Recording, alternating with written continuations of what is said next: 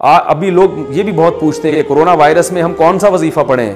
بھائی گناہ چھوڑو, آپ دنیا کے اسباب بھی اختیار کریں کہ کراؤڈ میں نہیں جانا, اور جو بھی اسباب جو ڈاکٹر بیان کر رہے ہیں وہ دنیا کے اسباب ہیں, اور جو علماء بیان کر رہے ہیں وہ سب دنیا کے اسباب ہیں. لیکن علماء دنیا کے ساتھ ساتھ آخرت کے اسباب بھی بیان کرتے ہیں.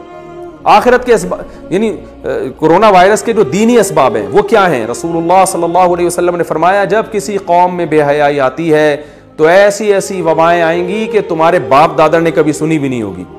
تو کرونا کی وبا سے اگر اجتماعی سطح پہ بچنا چاہتے ہیں تو اجتماعی سطح پہ بے حیائی سے بھی توبہ کرنی پڑے گی. وہ کرنے کے لیے تیار نہیں ہے.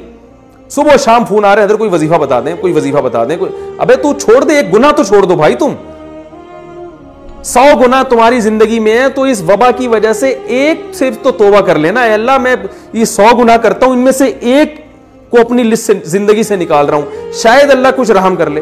گناہ ایک بھی چھوڑنے کے لیے تیار نہیں ہے. وظیفوں پہ زور لگایا بھائی, ہر کام میں وظیفہ چاہیے ان کو. میں وظیفوں کا منکر نہیں ہوں, لیکن یاد رکھو کہ جو چیز جس چیز کا سبب ہوتی ہے نا اس سبب کو ہٹانا پڑے گا آپ کو.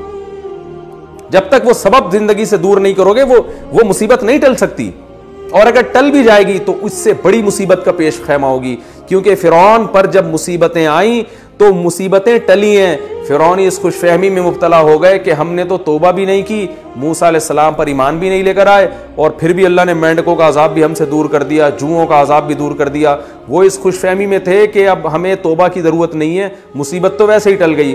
ان بیچاروں کو یہ نہیں پتا تھا کہ بھائی یہ جو مصیبت ٹلی ہے نا یہ بڑی مصیبت میں ڈالنے کے لیے. اب تجھے سمندر میں پانی میں غرق کیا جائے گا, اس کے بعد یہ چھوٹے موٹے عذابوں کی تجھے ضرورت ہی نہیں رہے گی.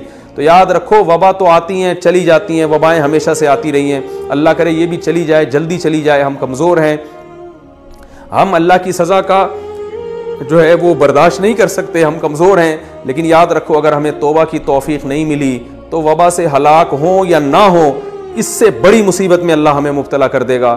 اور اگر ہمیں توبہ کی توفیق مل گئی پھر بے شک اس وبا میں ہم ہلاک ہو بھی جاتے ہیں, شہادت کا بھی اجر ملے گا, اور اصل کامیابی تو آخرت کی کامیابی ہے. تو پھر مرنا ہمارے لیے بچنے سے زیادہ قیمتی ہے. اللہ اللہ اللہ اللہ اللہ